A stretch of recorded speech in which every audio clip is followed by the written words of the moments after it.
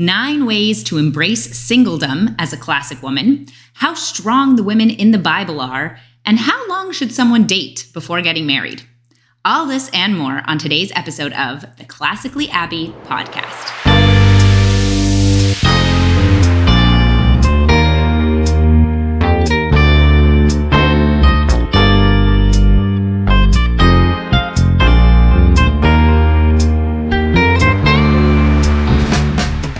Hello and welcome to today's episode of the Classically Abby podcast. I'm so glad you are here. This is episode number 2, so we're getting into things. I really am enjoying recording, just sitting down and chatting. I was really nervous about it. I kind of mentioned it in the last episode, just sitting down and talking for 45 minutes. But it turns out I actually kind of like it. And you guys have been really enjoying it too. We've been getting a lot of great feedback, so that's pretty awesome. But if you missed the first episode, then you won't know how this is structured. So in every episode, we do 4 segments. We start off by doing an intro and catching up. Then we do the main portion, the main topic of the episode, followed up by the faith talk, where I give you guys a little bit of insight into the Torah for me, the Bible, the Old Testament for you, if you're Christian. And then we go ahead to subscriber questions. So if you are a premium subscriber to my Substack newsletter, you will get access to the opportunity to submit questions for every episode. And I will choose a couple of those questions each week to answer. Now, I also want to do a quick plug for my Substack newsletter. If you aren't subscribed to my Substack newsletter, you should definitely check it out.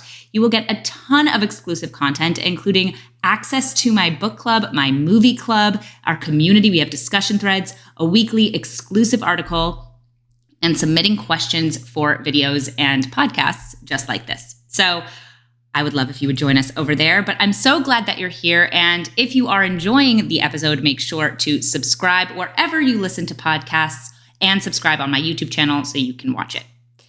So let's just hop right into the life updates. So that's kind of what I like to talk about at the beginning is what's been going on in my life, maybe what's going on in the zeitgeist a little bit. So maybe we'll start there. Maybe we won't start with the life updates. Maybe we'll start off with what's going on in the world.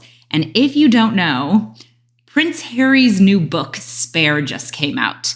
And that is his book. It's his tell-all. He's saying everything. It's the gossip book of the year. Now, I personally, if you've followed me for a while, you probably know this, but I personally take issue with Meghan Markle and Prince Harry. I don't really love that whole situation. I don't like how they've treated their removal. No. They chose to leave. They're leaving from the monarchy and the royal family, and then how they've actually kept themselves in the spotlight consistently and constantly. Because Meghan complained about how awful the press was when she was a princess, I think many of us assumed, well, then she's going to want a more private life so she doesn't have to deal with that constantly. But instead, she is constantly in the limelight. She's constantly putting herself into people's faces. I mean, she was on Oprah. She's got this documentary on Netflix. Now Prince Harry's coming out with his book. And it's like, oh my God, we are oversaturated, in case you were wondering. But Prince Harry's book just came out. I just started listening to the Audible because I want to be able to talk about it here. I neglected to watch the Harry and Meghan documentary on Netflix because, to be honest, I didn't want to waste my time. I don't know why I'm choosing to waste my time with the book, but I thought, hey, if I'm going to continue to comment on this relationship, on Meghan and Harry, then I should probably know what's up. So I'm currently listening to it. I'm about 2 chapters in. It's not the best. I'll just say that. But I've got a ways to go. So we'll see how it progresses.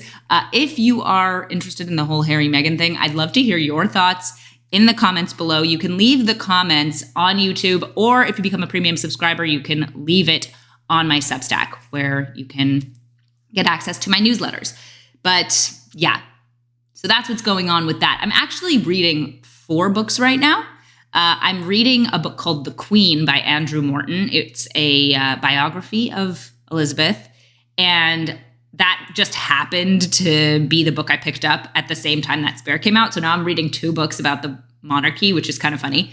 And then I'm also reading a book called The Happiness Hypothesis, which I'm reading for our book club for the Classically Abby Substack. And my husband recommended it. It's by Jonathan Haidt. He's been talking about it for a long time. I've read The Righteous Mind by Jonathan Haidt, but I haven't read The Happiness Hypothesis. So that's what we're reading for book club.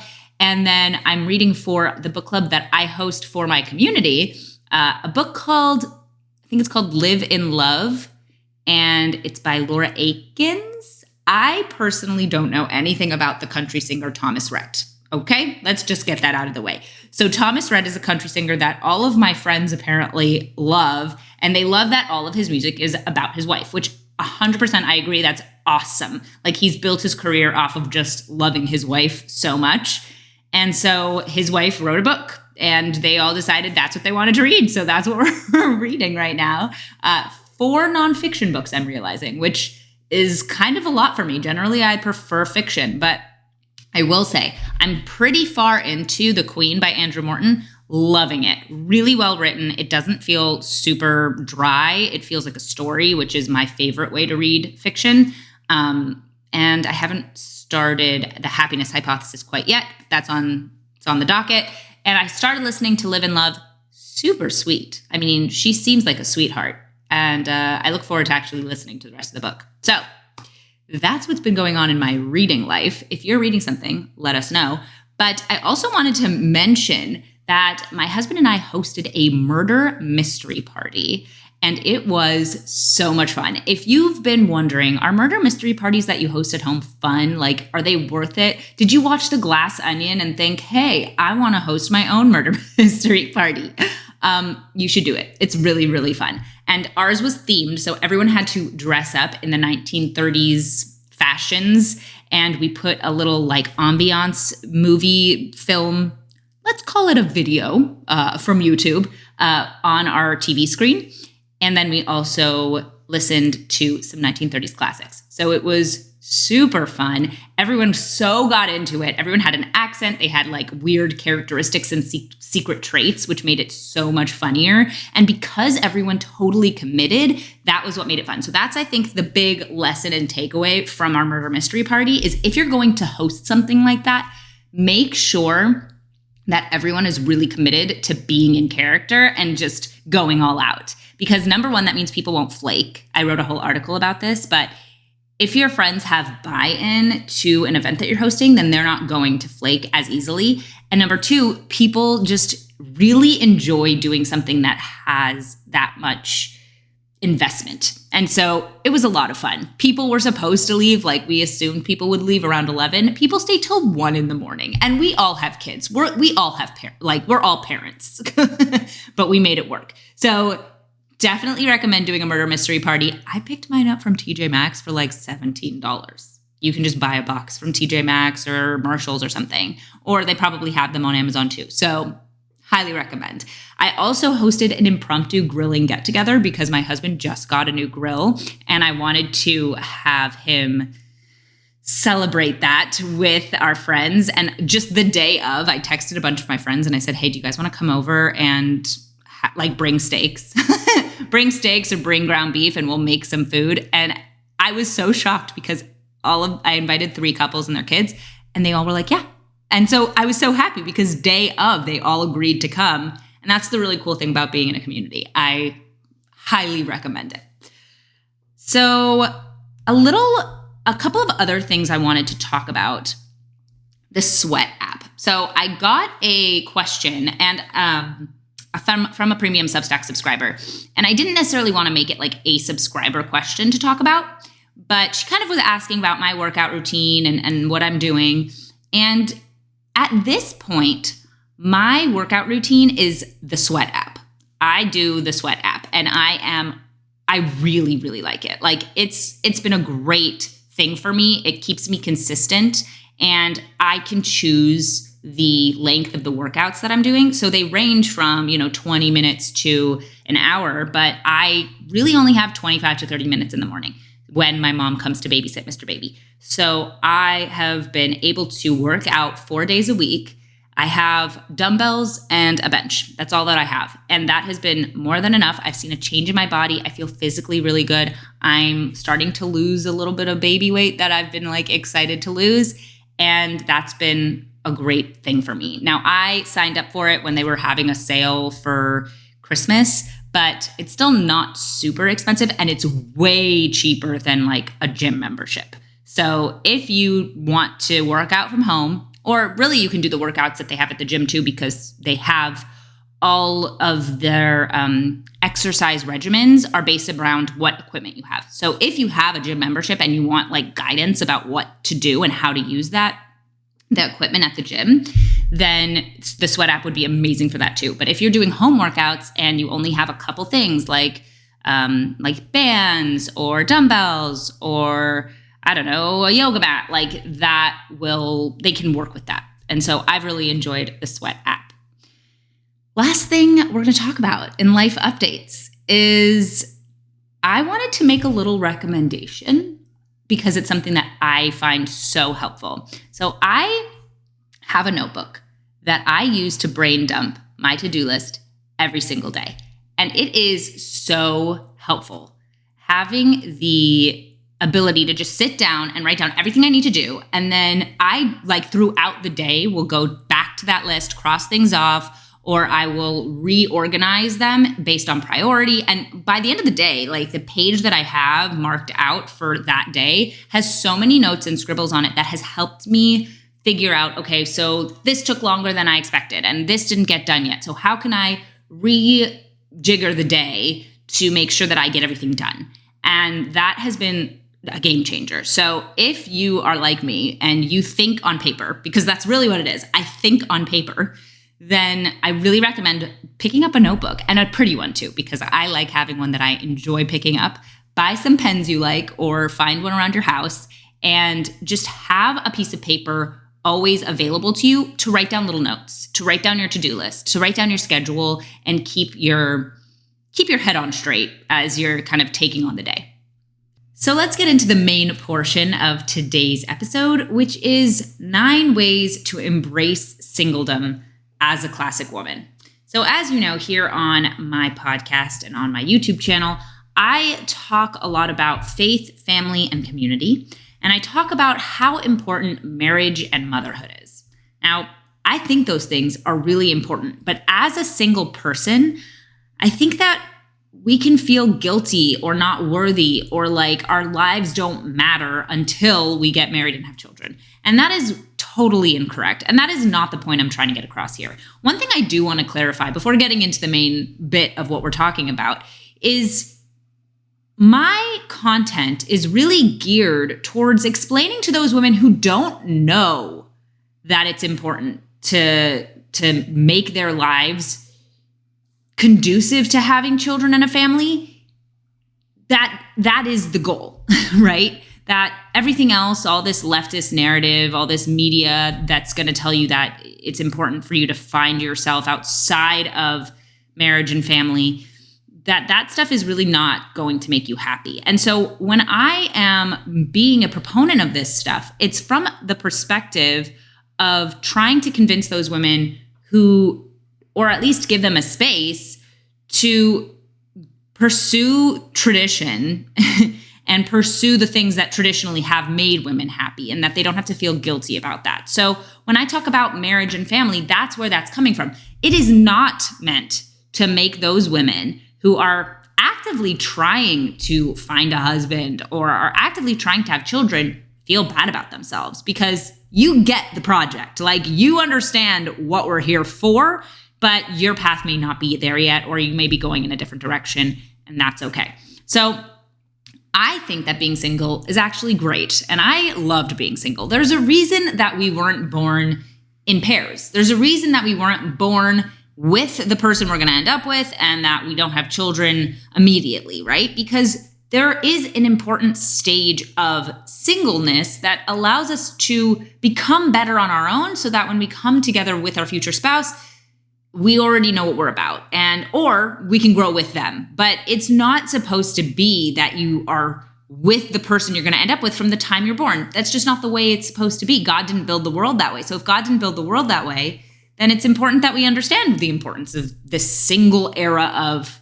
our lives. And I want to talk about how you can enjoy it as a classic woman, how you can really learn to love this time of your life, even if you are interested in a bigger goal later on. Like something I talk about and I've mentioned before is the idea that you can love where you're at while also having an eye towards the future. You don't have to hate where you're at in order to make moves to change or make moves to do something different. For example, losing weight. I think that's a very good example. People often think that if you say you are losing weight, it means you hate your body where it's at.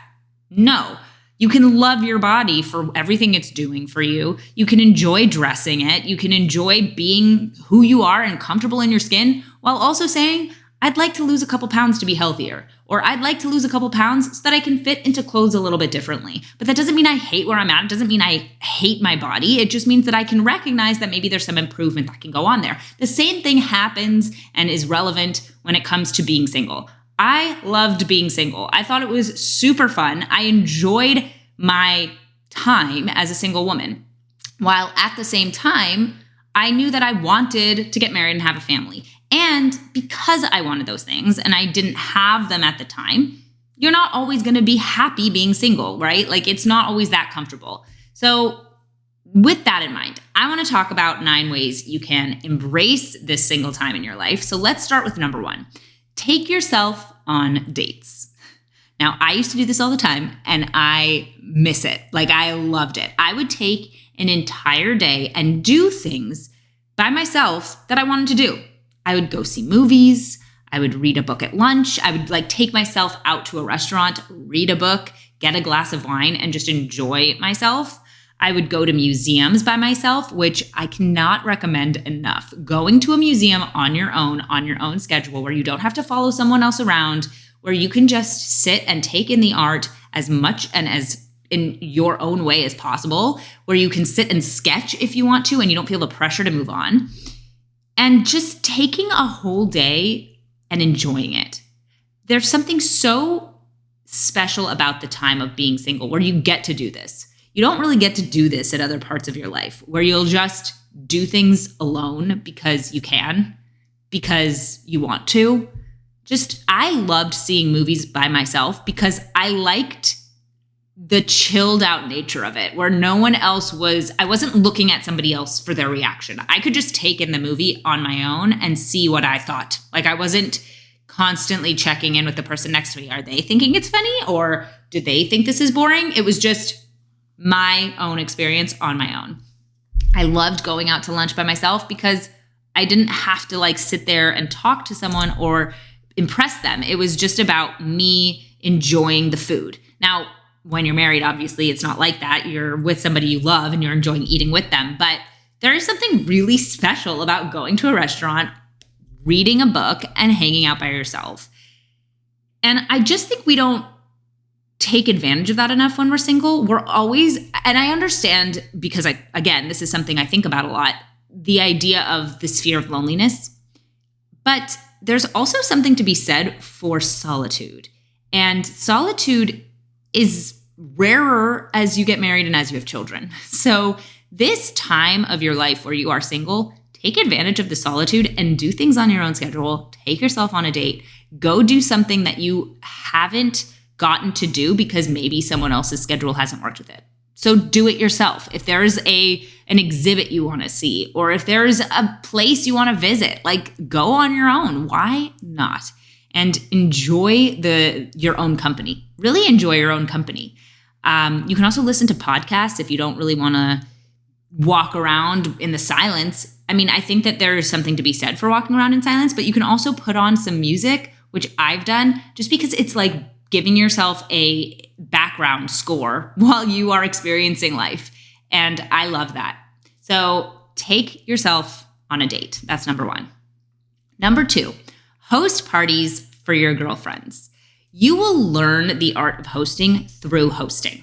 And I think that not enough women, not enough people know how to host parties, know how to host dinners. So have your girlfriends over for once a month for different things. You can have a book club like I do. You can host them for dinner. You can have a costume party. You can do a murder mystery party, like I mentioned, and just learn how to host by hosting, but also enjoy the fun of hosting your friends, making, choosing plates and cutlery and decorating, or just learning. Maybe you learn something new in the kitchen, and so you want to cook something cool. So you cook something for them so that they can try it. Or maybe you just want to dress up. You got an outfit that you want to share with your friends. So you decide to have a costume party, or you decide to have like a dressy get together. Why not host more? I think that we don't do that enough in today's day and age. And it makes me really sad because I've found that people aren't comfortable having people at their homes because they think of it as like too much work. You will stand out if you are the person who hosts in your friend group. You will become that person that people think of as responsible, as fun, as dependable, but also as just a cool person. I mean, and then you can branch out. Like you can start off with just your girlfriends. And then if you want to start doing social events at your home or at your apartment, then you can meet people. And that's a pretty cool thing. You can sort of create a situation where you are setting up your own singles events in a way. And that's a fun way to introduce yourself to new people. I have this idea that I've mentioned to people before that you can do parties where it's like every person needs to bring someone that the host hasn't met. And so then you're getting a really cool eclectic group of people, but they've been vetted by the people you already like. So you know that you're probably going to like the people they're bringing to. So that's number 2. Host parties for your girlfriends. Okay, number 3. Number 3 is to experiment with your style and makeup. I talk about style quite a bit because I think that style is a reflection of your personality. And so this is the time of your life. Now, you're always constantly changing, but this is the time of your life where you're really figuring out who you are. And so choosing clothing, figuring out your style at this point is going to be so much fun because you can choose what you want to wear, what you like, and really not take into consideration your spouse's tastes. So when you get married, it's important to dress in a way that your spouse finds attractive, that your spouse likes, that your spouse enjoys. And when you are single, you don't have to worry about that quite yet. So you can just figure out your style. Now, most of the time, the way that you dress actually will attract the kind of guy who is attracted to that style of dressing.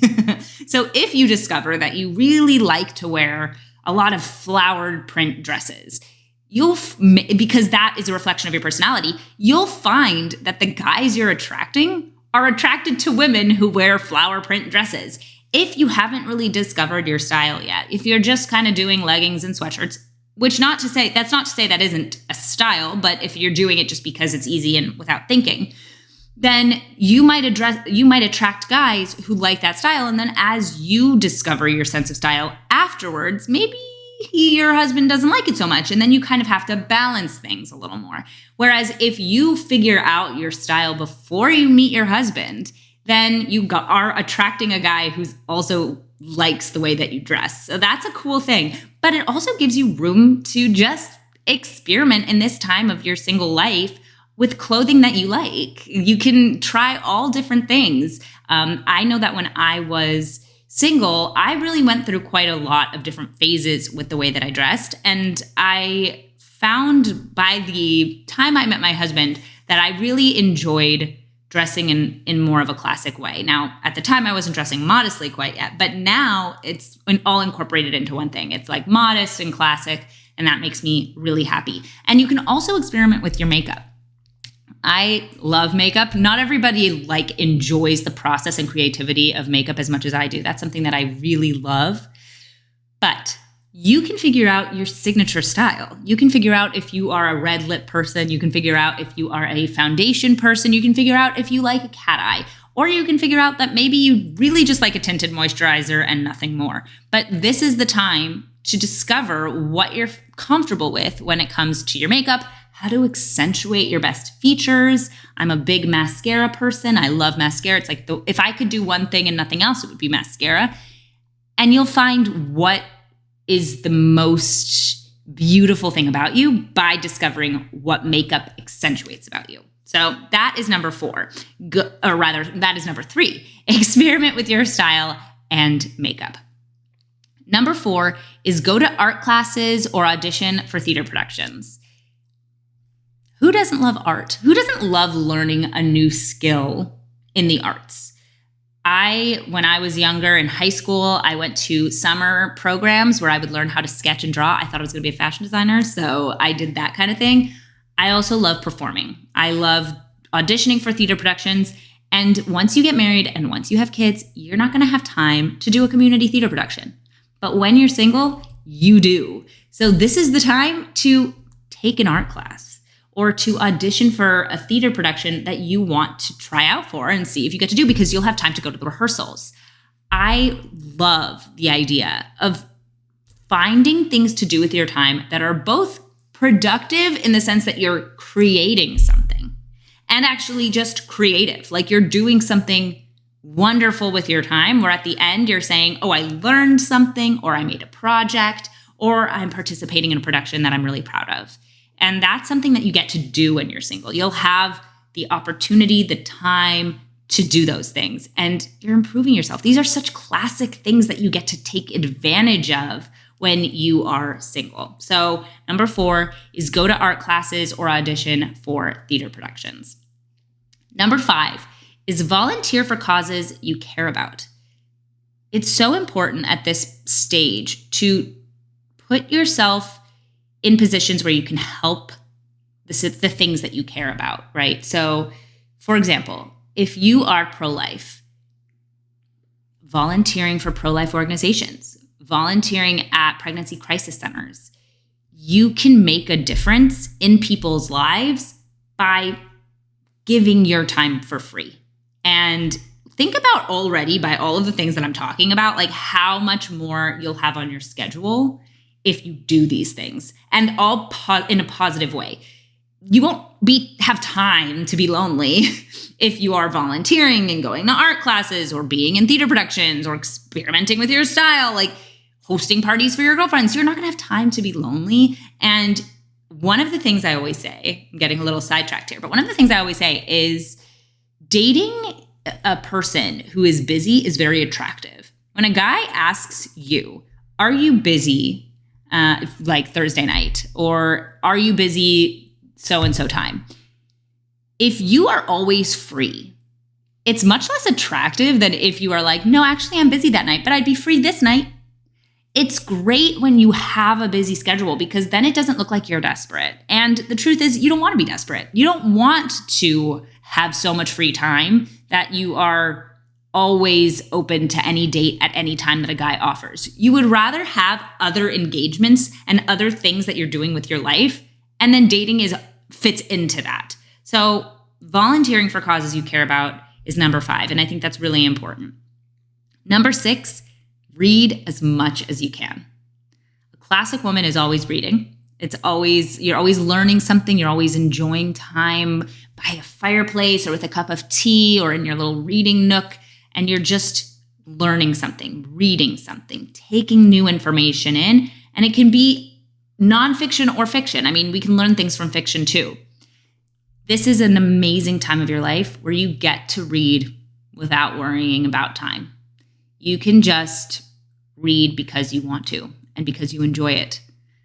Take advantage of it, man. Read as much as you can, and don't turn down opportunities to do other things because you're reading. I think that can cross into dangerous territory. But I think that if you have a few off minutes in an evening, instead of immediately hopping on Netflix or immediately hopping on Amazon Prime, consider just pulling out a book and reading, because you'll always feel better when you finish a book than when you finish a movie, because you did something. It's like, in a way, we think of reading as work, and I don't mean that in a bad way, but there's something like you accomplished something. You don't feel that same thing when you binge a show or when you binge a movie.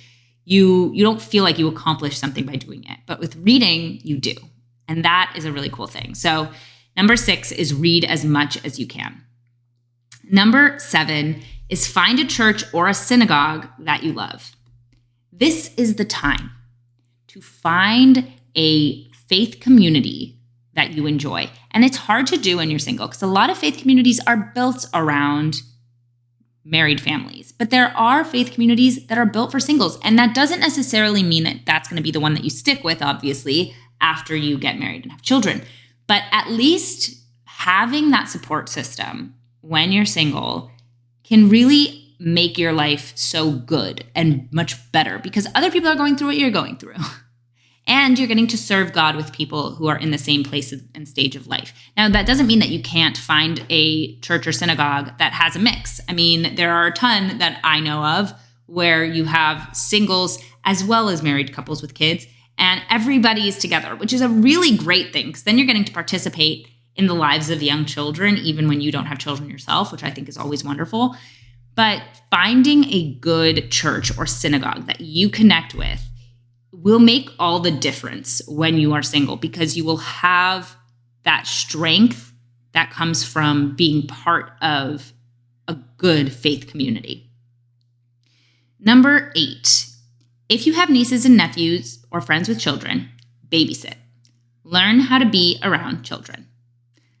I think a lot of people don't know how to be around kids nowadays. Like, unless you are from a family that has a lot of children and then your siblings have kids, a lot of people don't know how to be around children. And it's like, it frightens them.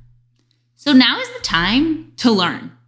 First of all, being around kids is super fun. So why not? But second of all, you learning how to interact with them, not even necessarily how to care for them, although I think that that's important too, but even just learning how to interact with kids is so important. A lot of people don't even know how to do that. They don't know that like kids like to be treated in many ways like little adults. They want to be taken seriously. And learning how to interact with kids is going to be so helpful down the line. And also it's just wonderful to know. I mean, even if you never have your own children, being somebody who's comfortable around kids is so important. And it's so lovely and it's so attractive. So take the time now to learn how to do it. Because you will love it. Being around babies, so fun. Being around kids, it can bring you back to your own childlike sense of wonder. So this is the time to learn how to act around kids, raise kids, take care of them. Go ahead and do it now. Why not? Get a head start. And number 9 is if you have nieces and nephews. Oh, I already said that. Number 9 is go on as many dates as you can. So I am somebody who believes that you should never say no to a first date. I don't think you have to say yes to a second date. Don't get me wrong. But unless a guy's a creep or just really not a good idea, say yes to every first date. And you can decide what the length of that date will be in the sense that if it's a really promising situation, then maybe you can say, okay, I'll go to a movie and dinner with you. Or if it's somebody who you're like, I doubt that this is going to be anything, like maybe just a cup of coffee. But never say no because you don't know who the right guy is going to be. It might be someone who totally surprises you. And saying no to somebody that you assume is bad for you is just that. It's an assumption. So you don't know if that's true. On top of which, saying yes to every date you go on teaches you how to date. It teaches you what you're looking for. It teaches you what you want. It teaches you how to interact and get comfortable with someone in a weird situation, because let's be honest, dating is weird. So going on as many dates as you can is my last piece of advice for how to embrace singledom as a classic woman. So those are the 9 ways that you can go ahead and embrace this time of your life. I think that you are in an amazing time of your life and you should feel really good about it, even if you are looking towards the future and you hope for more. You hope for marriage, you hope for children. Where you are now is not a bad place to be. It's a beautiful place to be. And you can do so much with the time that you have. So enjoy it, love on it, be super happy about where you're at, while also looking toward the future. So now let's get into today's faith talk. So this week, we are in Parshat Shmos, which is the first Torah portion in Exodus. And oh my gosh, So much happens in this parsha. I legitimately sat down to read it and I was like, oh, yay, this is the story of Egypt, of the Jews and slavery and leaving Egypt. This is like the story of the plagues. This is the coolest story ever. I love this parsha. And I had forgotten how much happens in this Torah portion. It is ridiculous. I sat down, I started reading and I was like, well, I could talk about this. And then I paused for a second and I was like, well, I guess I could talk about this. And then I paused and I was like, I could also talk about this. I mean, there is so much to talk about. And honestly, I had to talk with a friend for him to kind of say, you know what's so interesting about this parsha? And I was like, oh, that is interesting. That is a really good place to start. And that's a really good thing to talk about. So here is a summary of what's going on in this parsha. First, the very beginning, Joseph dies, and a new Pharaoh rises as king of Egypt. He hates the Jews and begins by taxing them excessively. Then he enslaves them, and then he decrees that all baby boys must be thrown in the Nile. Because the Jews are multiplying like crazy, Pharaoh is nervous. He doesn't want to see them overtake the Egyptians, and he doesn't like the Jews. So that's why all of this is happening. He calls 2 Hebrew midwives and tells them that they're the ones who are going to take care of these Jewish boys. And they tell Pharaoh that they can't get there in time because the women are so adept at bearing the children themselves, like they're their own midwives. But Pharaoh doubles down on his decree. Then Moses is born. His mother, Yocheved, I don't know how to say that in English, hides him for 3 months. But when she can no longer hide him, she pushes him out into the Nile in a basket where he is rescued by none other than Pharaoh's daughter. She asks for a Hebrew nursemaid, and a little girl named Miriam, who happens to be Moses' sister, runs home to her own mother and uses Moses' own mother as his nursemaid. So it's interesting because he's partly raised in Pharaoh's home, which is obviously incredibly Egyptian, and partly raised in his own mother's home, which is very Jewish. When he's grown, he sees an Egyptian striking a Jewish slave, and he kills the Egyptian. When Moses realizes what he's done and that people are beginning to know what he's done, he runs away to Midian. There, he helps 7 young women draw water from a well that a bunch of mean goat herds or shepherds had chased them away from. And that's how he meets his wife. That's how Moses meets his wife, Tzipporah. And we still haven't even gotten to the burning bush.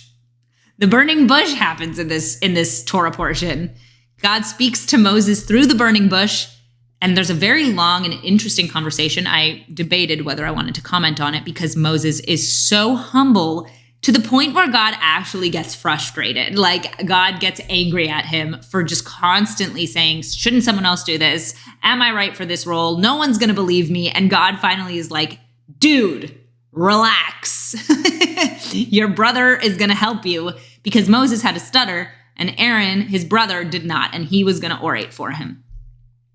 So God speaks to Moses and directs him to return to Egypt and save the Jewish people. On Moses' way back to Egypt, he is attacked by a snake, monster kind of thing, and it's because he hadn't circumcised his son. So Tzipporah recognized this because the snake had kind of swallowed Moses up until his nether regions. And she figured out, oh, this is a sign because we didn't circumcise our baby boy, because we didn't know whether there would be time for him to recover between our travel from Midian to Egypt. But we were supposed to have done it. I can't believe we didn't do it. So she quickly circumcises her son and saves Moses' life. Moses and Aaron go to Pharaoh and ask him to release the Jews, and he only makes their work even harder and punishes them even more. And that's just the first Torah portion. What? So much happens. This iconic Moses in Egypt story, we have already done so much, and it's one Torah portion. I know I keep going on about this, but I was shocked because, to be honest, when you're in school, you're learning the chapters, the parsha, the chapter itself, the perek. That's what it is in Hebrew. we did learn the Torah portions in the sense that every week we knew that there was going to be a different Torah portion. But I always thought of it as more in the chapters as opposed to like the sections, as opposed to the portions. So each chapter has a normal amount of information. Each Torah portion is like a full story, which is incredible. So as you can see, when I kind of run you through the story, through the summary here, you can see why I was like, okay, what am I going to talk about? But here's what I want to talk about. Looking back on this parsha, it's insane to me that anyone could say that the Bible doesn't respect women or doesn't think women are strong. The women in this chapter save everyone. We have the midwives who defend the Jewish people, right? Shifra and Pua are their names.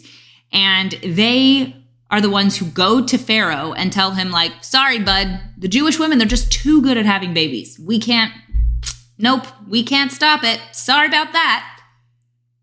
Which is amazing, right? Then we have the Jewish women themselves who bear their children so powerfully and so quickly that they can't even be stopped. Nobody could even stop the boys from being born because the women are so good at bearing the children themselves. We have Yocheved, Moses' mother, who protects her child from death. For 3 months, she keeps him secret. And then, even then, she doesn't just, give him up for death. She tries to save his life by putting him on the Nile. We have Pharaoh's daughter, who in kind of commentaries, we learn her name is Batya. She saves Moses.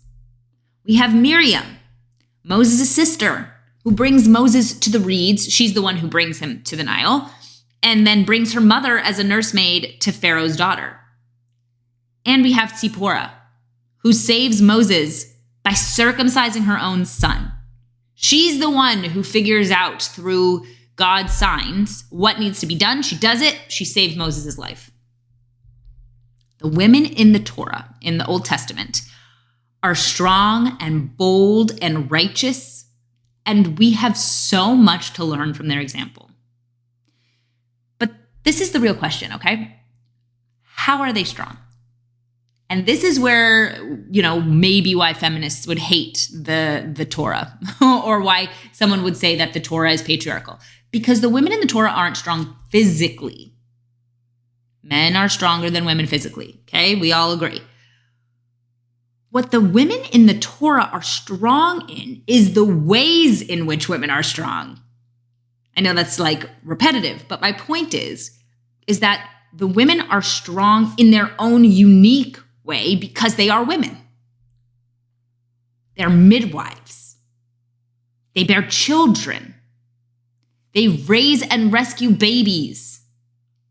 They are intuitive and can understand when God's message is being sent and can understand what God was trying to communicate with Tzipporah and Moses. Through their womanhood, they are strong.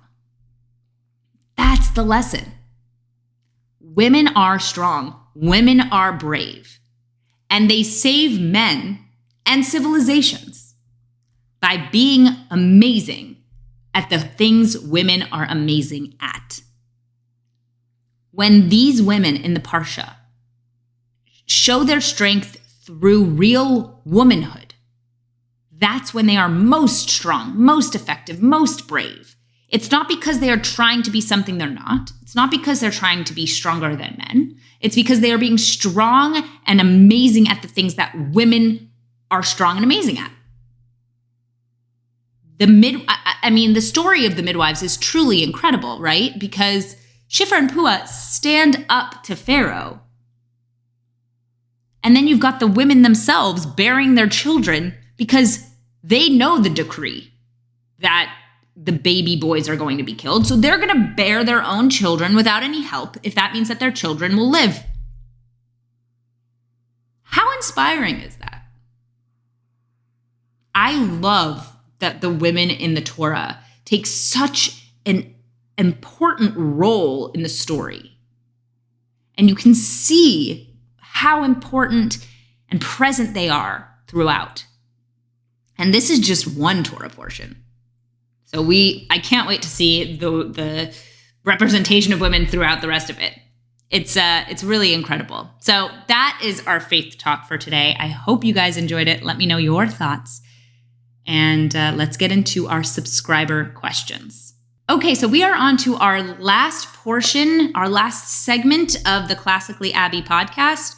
We've got a few questions here from premium subscribers of my Substack. Just as a reminder, if you'd like to submit questions for the Classically Abby podcast, make sure to head over to classicallyabby.substack.com, where you can become a subscriber for $7 a month, or if you subscribe for the whole year, you will get 2 months for free, and you'll get access to a ton of other exclusive content, so I highly recommend checking it out. Let's hop right in. Dear Abby, I am a recent mom, a couple months behind you, and currently working from home. My husband is a psychiatrist, and we have been married for 5 years. As you can imagine, I don't get out much.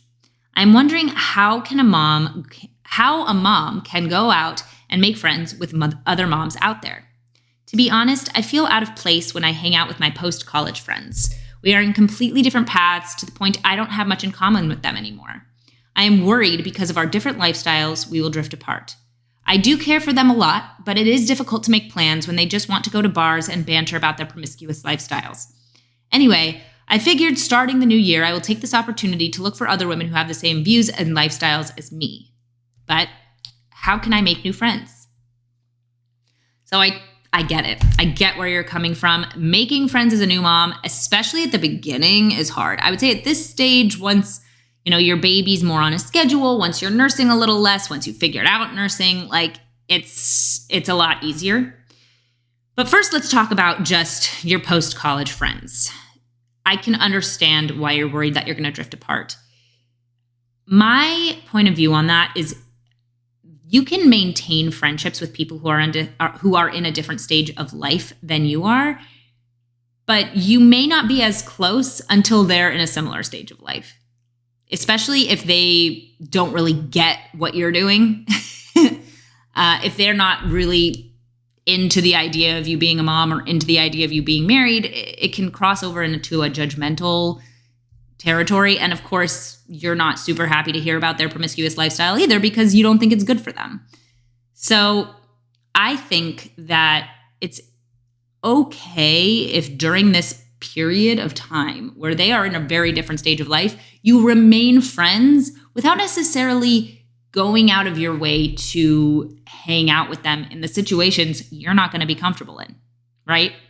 If you can go to brunch with them, if you can go to lunch, that's great. You get to hang out with them, you can catch up. But if you're being invited into parties or to bars that you're just not interested in, you don't have to go. And if the friendship grows apart a little bit during this time, that's okay.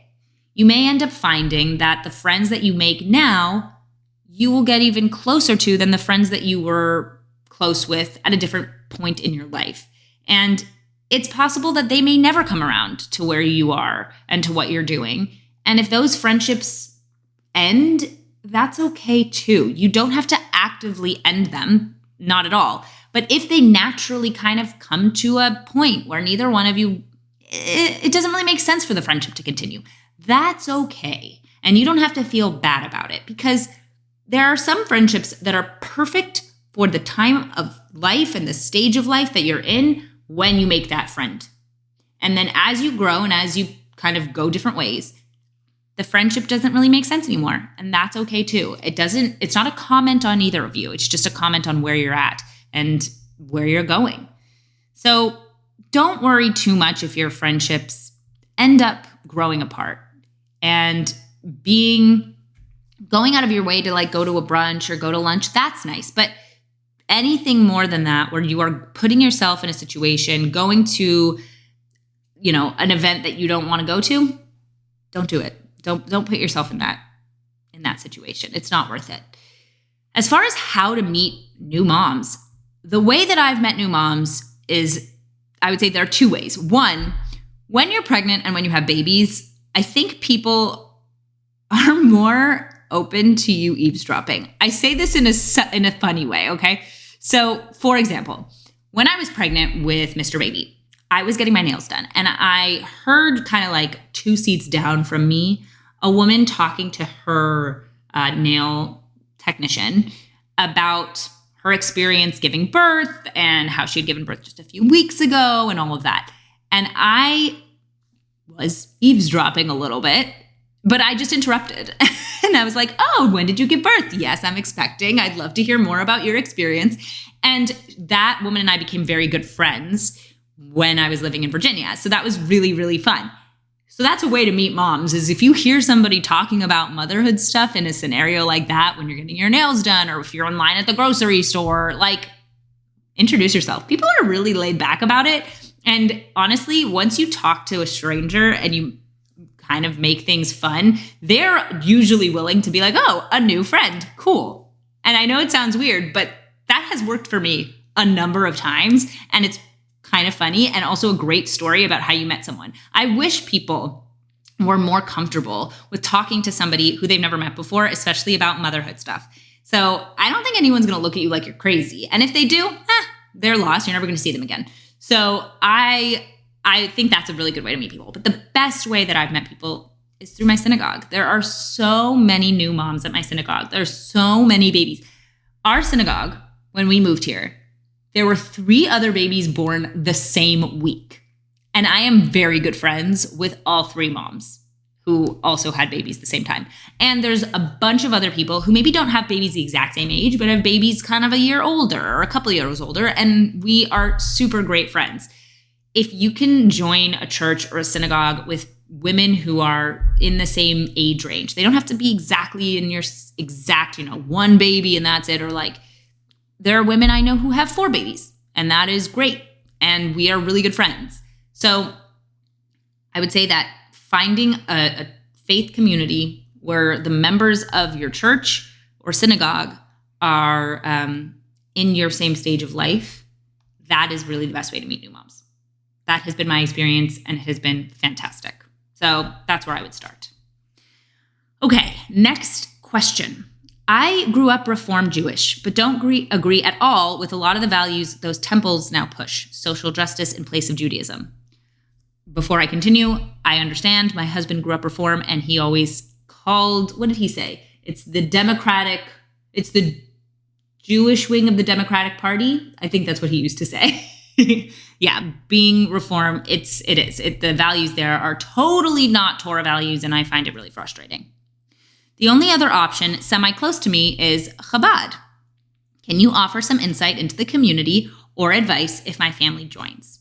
So if you don't know, Chabad is kind of like outreach for Jews who are not observant.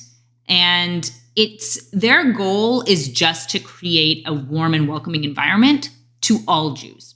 So the great thing about Chabad is that you will go to a synagogue and the rabbi is going to be wearing a black hat and have a big beard and have a long black jacket on. And the people who are there are going to be from every walk of life. Like, you will have somebody there in leggings, you'll have somebody there in shorts, you'll have somebody there in a more modest dress. Like, everybody there is just on their own path, and Chabad is there to provide a space for you to explore your Judaism more. So the insight I can offer is it is going to be better than you think. You might think, oh, this is a little awkward or this is a little weird. It's not at all, because they are incredibly accepting. They just want to see more Jews interact with their Judaism. That is their purpose. So the community at a Chabad, it really can range depending on where you live, but you can have a community that is a little bit more freeform in the sense that there are people who are just kind of looking for a hub, and they are from all different walks of life, and they're all, they drive there on Shabbos, and they're all like different ages. Or you could have a community that's a little bit more built up. And so you'll have people there who are regulars and who come every Shabbos, who come every Sabbath, and who are a little bit more observant, but they're still going to be welcoming to somebody who doesn't know much about Judaism. So I don't know where you live. So I don't know what community you're going to be a part of, but I would say don't be freaked out by the fact that the rabbi is going to look more religious than you are, because he doesn't care where you're at. He just wants you to be there. He's just happy for you to be there. So try it out. I'd love to know how it goes. You are a premium subscriber, so you should be able to leave a comment. Let me know if you attend a service there. I'd really like to hear. So that is question number 2. And last question for today's episode. Have you got any tips for a first date? And how long do you think someone should date before getting married? I love those questions. Ooh, there's even more. Should a woman pay on a date? Very good question. So let's start with, have you got any tips for a first date? Yes. And I have many videos talking about this. I also have done a speech on it, or about dating generally. So I'll just give like 1 or 2 tips. Tip number 1 is do your makeup. If you're going to do makeup, do your makeup in a way that accentuates your features, doesn't obscure them. So you always want, and it goes for your hair too. You always want to do something, and honestly, it goes for the way that you dress. You want to do something that shows who you are, shows what you look like, and doesn't obscure it behind puffy clothes or behind green eyeshadow or behind a crazy color wig. I don't know why someone would wear a wig on a date, but who knows? Trying to be as close to your actual appearance as possible while accentuating the best parts of you. That's the goal. Because you want the guy that you're going on a date with to actually see you. So that's number 1. Number 2 is, for a first date, just get a feel for the chemistry.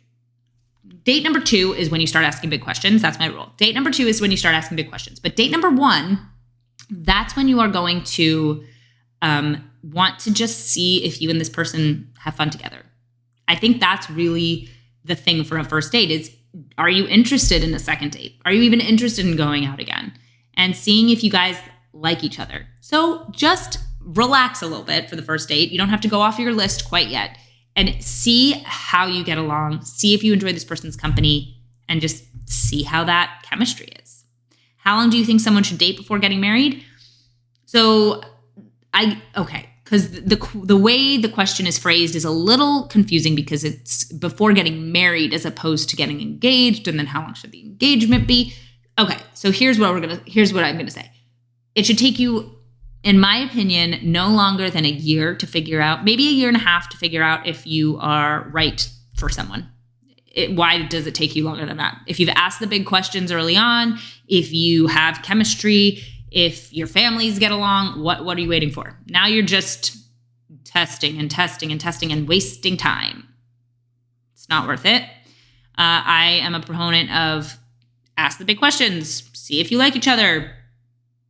Do you enjoy each other's company? Like, okay, the questions are answered. Why are you waiting? Now, engagement, no longer than a year. Hard stop. No longer than a year. Because engagement is the hardest time of a relationship. Everyone's going to tell you it's the romantic, lovey-dovey honeymoon period. It's not. Engagement is hard because you're planning a wedding. You are dealing with families who have opinions about that wedding. And you are standing on the edge of a diving board waiting to make that giant commitment. And the longer you're waiting to make a commitment, the longer you question whether or not it's the right commitment to make. And it has nothing to do with whether it's the right commitment to make. It's just that it's so uncomfortable waiting to actually do something this huge and this big that it can make you want to back out. So a year is the longest I recommend. My husband and my engagement was 5.5 months. That was fine. We also got married. We met and got married in a year. So ours was more expedited than many people's, but it worked for us. So that's my advice regarding that. And then, should a woman pay on a date? Here's the answer to that question. A woman should pay on a date if you guys are not earning your own money. So, for example, if you guys are dating in high school, or if you guys are dating in college and the guy you're on a date with is getting, a stipend from his parents, and you're getting a stipend from your parents, and you guys are living off of your parents' money, why should his parents be paying for all of his dates? I think that it can cross into dangerous territory if the guy is taking advantage of the dating situation. But I'll be honest, I don't think that a man has to pay on every date, because dating can get expensive and it's hard. Like, I was thinking about kosher food is super expensive. If a guy took a girl out to dinner, every time he took a girl out on a date, he would be out at like $150 once a week. That's crazy for one meal. Like, that's crazy. So I understand the concept of splitting the bill. And I know that's really funny because I'm classic and that's my thing. But I also think that lessening the burden of the cost of a meal and allowing people to just enjoy each other's company as opposed to being concerned about what the other person is ordering, I don't think that's the worst thing in the world. I think it's nice if a guy can afford it and if a guy like wants to make a girl feel taken care of. And maybe the first date the guy should pay. But like, again, I'm pretty flexible on that topic because when Jacob and I started dating, we split a lot of our dates and I was totally fine with that because I was like, yeah, that makes sense. Let's just split it. It worked for us. So I don't think a man always has to pay, but you can also kind of get the vibe from him and decide, okay, is he being a jerk or is he being just practical and like it makes sense that we're going to split it? I think you can read the room on that. So that is my thoughts. And that is today's episode of the Classically Abby podcast. I hope you guys enjoyed it. If you did, make sure to subscribe anywhere you listen to podcasts so you can get a notification about next episode, about all of the future episodes. And make sure to stay tuned because we're going to have some really fun interviews coming up. I also would love if you would consider subscribing to my YouTube channel and to my Substack newsletter. And if you're not following me on social media, it's at Classically Abby, absolutely everywhere. Thank you guys so much for listening, and I'll see you guys in the next one. Bye!